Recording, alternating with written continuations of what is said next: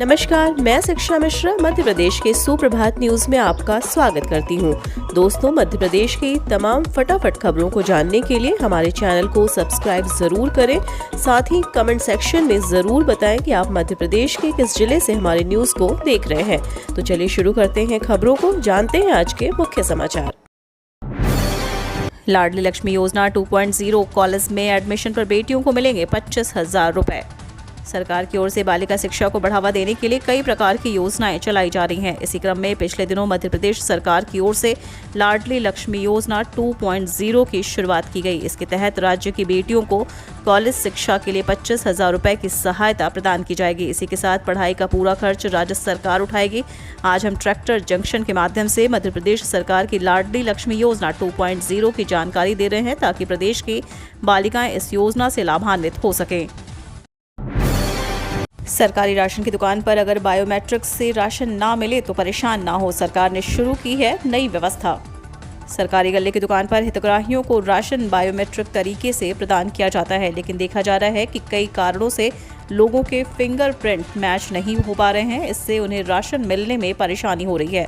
उसी के चलते एक नई सुविधा हितग्राहियों के लिए शुरू की गई है। इसमें पात्र लोग अपने रजिस्टर्ड मोबाइल नंबर पर OTP प्राप्त कर राशन ले सकते हैं। दरअसल राशन दुकानों पर अब उन लोगों को शासन की तरफ से सुविधा मिलेगी जिनका बायोमेट्रिक सक्सेस नहीं हो पाता है। ऐसे लोग अपने रजिस्टर्ड नंबर पर आए OTP नंबर से भी राशन ले सकेंगे, जिसका फायदा राशन लेने वाले लोगों को मिलना शुरू हो गया है।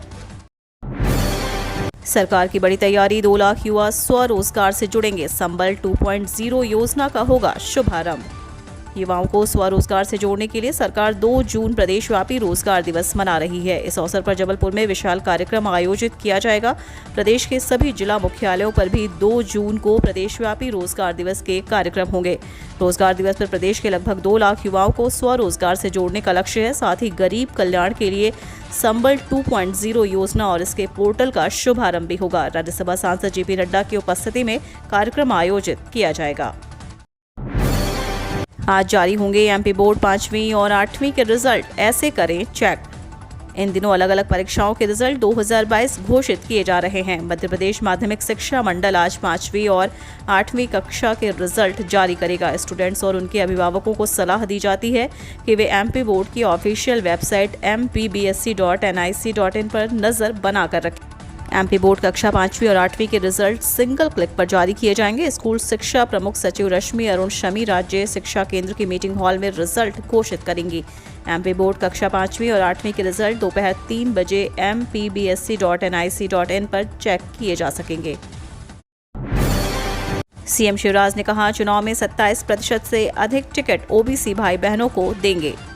CM शिवराज सिंह चौहान ने कहा कि OBC से 3 मुख्यमंत्री भारतीय जनता पार्टी ने दिए हैं, कांग्रेस ने नहीं। इन्होंने तो OBC के किसी आदमी को कभी मुख्यमंत्री बनने ही नहीं दिया, लेकिन षड्यंत्र और महापाप कांग्रेस ने किए हैं। इनके इस पाप का पर्दाफाश भी करना है।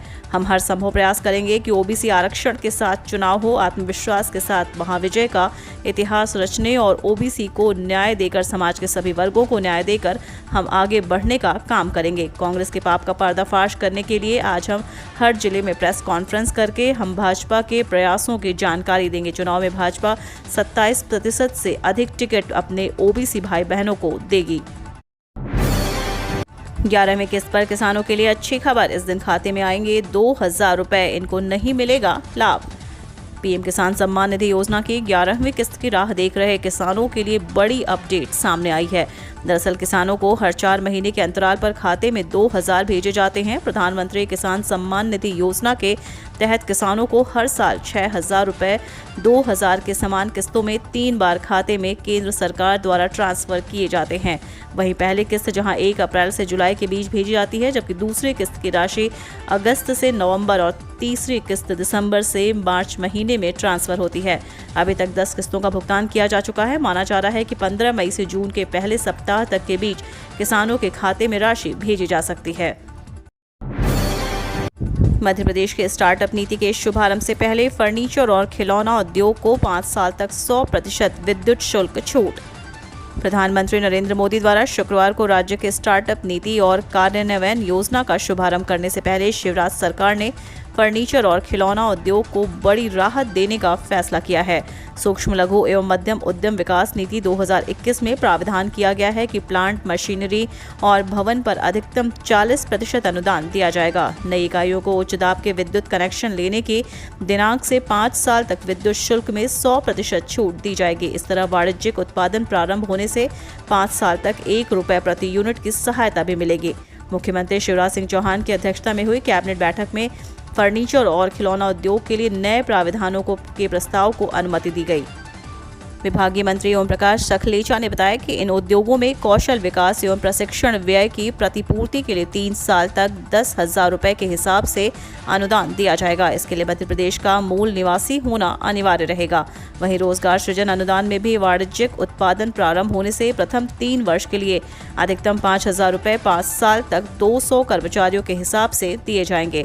इसी तरह निर्यात को बढ़ावा देने के लिए सहायता उपलब्ध कराई जाएगी। अब भोपाल तैयार करेगा रेल इंजनों के लिए traction motor. National thermal power corporation ने भारत हैवी इलेक्ट्रिकल्स लिमिटेड को 6,000 HP के इलेक्ट्रिक लोकोमोटिव तैयार करने का काम सौंपा है। इसके तहत भेल के लिए भोपाल इकाई को लोकोमोटिव के लिए ट्रैक्शन मोटर तैयार करने की जिम्मेदारी मिली है। इकाई को यह काम पूर्व में इलेक्ट्रिक बसों के लिए तैयार की गई ट्रैक्शन मोटरों को देखते हुए सौंपा गया है। वहीं बेंगलुरु में कंट्रोल पैनल तैयार होने के बाद झांसी स्थित भेल इकाई में ढांचा बनने के बाद लोकोमोटिव NTPC को उपलब्ध कराया जाएगा। बजा चुनावी बिगुल। मध्य प्रदेश में मतपत्रों से 3 चरणों में होंगे पंचायत चुनाव। सुप्रीम कोर्ट के बिना OBC आरक्षण के ही चुनाव करवाने के आदेश के बाद त्रिस्तरीय पंचायत और नगरीय निकाय, नगरपालिका और नगर निगम के चुनावों को लेकर राज्य निर्वाचन आयोग तैयारियों में जुट गया है। इस बार पंचायत चुनाव मतपत्र से 3 चरणों में कराए जाएंगे। नगरीय निकाय चुनाव इलेक्ट्रॉनिक वोटिंग मशीन से 2 चरणों में होंगे। दोनों चुनाव एक साथ कराए जाने हैं। इसकी तैयारियां भी उसी हिसाब से हो रही हैं। मध्य प्रदेश में पुलिस आरक्षक भर्ती का फिजिकल टेस्ट 2 जून तक के लिए स्थगित। मध्य प्रदेश के गृह मंत्री नरोत्तम मिश्रा ने कहा कि पुलिस आरक्षक भर्ती परीक्षा के फिजिकल टेस्ट को वर्तमान में भीषण गर्मी को देखते हुए 2 जून तक के लिए स्थगित किया गया है। गौरतलब है कि पुलिस भर्ती के फिजिकल टेस्ट के दौरान 2 लोगों की मौत हो चुकी है। इस घटना के सामने आने के बाद इसे आगे बढ़ाने का निर्णय लिया गया है। बिजली अनियमितताओं के प्रकरणों में समझौता करने का मिलेगा मौका। पूर्व क्षेत्र विद्युत वितरण कंपनी के क्षेत्रांतर्गत 14 मई को नेशनल लोक अदालत का आयोजन किया जा रहा है, जिसमें बिजली अनियमितताओं से संबंधित प्रकरणों में समझौता करने का अवसर प्रदान किया जाएगा। लोक अदालत में विद्युत अधिनियम 2003 की धारा 135 के तहत विशेष न्यायालयों में दर्ज प्रकरणों में लिटिगेशन प्रक्रिया के माध्यम से तथा कार्यालयों में लंबित प्रकरणों में प्री लिटिगेशन प्रक्रिया के तहत समझौता किया जा सकता है। मध्य प्रदेश की 3 राज्यसभा सीटों के लिए 10 जून को चुनाव। मध्य प्रदेश के 3 राज्यसभा सीटों के लिए 10 जून को चुनाव होगा। 24 मई को चुनाव की अधिसूचना जारी होगी और 31 मई तक नामांकन पत्र लिए जाएंगे। 3 जून तक नामांकन वापस लिया जा सकता है। आवश्यकता पड़ने पर मतदान सुबह 9 से 4 बजे तक कराया जाएगा। प्रधानमंत्री नरेंद्र मोदी इंदौर से शुरू करेंगे मध्य प्रदेश के स्टार्टअप नीति। 3 संचालकों से भी करेंगे संवाद। मध्य प्रदेश के स्टार्टअप को गति देने और इंदौर को स्टार्टअप कैपिटल बनाने के लिए शुक्रवार को प्रधानमंत्री नरेंद्र मोदी प्रदेश के स्टार्टअप नीति का शुभारंभ करेंगे। शाम 6:30 बजे वे आभासी माध्यम से जुड़ेंगे और प्रदेश के 3 स्टार्टअप संचालकों से संवाद भी करेंगे। इसमें इंदौर के शॉप किराना के तनु तेजस सारस्वत व ग्रामोफोन के तौसीफ खान और भोपाल के उमंग श्रीधर डिजाइन स्टार्टअप के संस्थापक उमंग श्रीधर शामिल हैं। स्टार्टअप नीति का पोर्टल भी लॉन्च किया जाएगा। ब्रिलियंट कन्वेंशन सेंटर में होने वाले सम्मेलन में मुख्यमंत्री शिवराज सिंह चौहान दोपहर 3:45 पर पहुंचेंगे और निवेशकों से चर्चा करेंगे। यूपी के 3 लाख किसानों से 6 अरब वसूलेगी सरकार। 2 करोड़ 55 लाख किसानों को मिल रहा PM सम्मान निधि का फायदा। यूपी के 2 करोड़ 55 लाख किसान PM सम्मान निधि योजना का लाभ उठा रहे हैं। इनमें से 3,15,010 किसान गलत तरीके से इस योजना का लाभ उठा रहे हैं। असल में वो इस योजना के लिए पात्र हैं ही नहीं। ऐसे अपात्र किसानों की जानकारी जुटा ली गई है। अब सरकार ने इन्हें जो पैसा दिया है वो वसूला जाएगा। सरकार ने ऐसे अपात्र किसानों को आखिरी मौका दिया है। वो चाहे तो ऑनलाइन पोर्टल के माध्यम से ली गई रकम अपनी मर्जी से वापस करा सकते हैं। मुख्य सचिव दुर्गा शंकर मिश्रा ने सभी जिम्मेदारी को निर्देश दिया है कि अपात्र किसानों से वसूली कर केंद्र सरकार के खाते में धनराशि जमा करवाई जाए। राजनाथ सिंह ने संशोधित स्केल ऑफ एकोमोडेशन को दी मंजूरी। रक्षा कर्मियों का जीवन स्तर होगा बेहतर।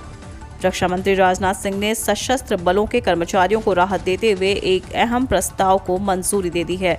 उन्होंने रक्षा सेवा से जुड़े कर्मियों को दी जाने वाली सुविधाओं के लिए स्केल ऑफ एकोमोडेशन में संशोधन की मंजूरी दी है। इसका उद्देश्य सशस्त्र बलों के कर्मचारियों का जीवन स्तर को बेहतर बनाना है। रक्षा मंत्रालय ने इसे लेकर एक बयान भी जारी किया है। बयान में कहा गया कि स्केल ऑफ एकोमोडेशन 2022 के कार्यान्वयन से सशस्त्र बलों के कर्मियों को रहने के लिए मिलने वाले सुविधाओं और बुनियादी ढांचे में सुधार होगा।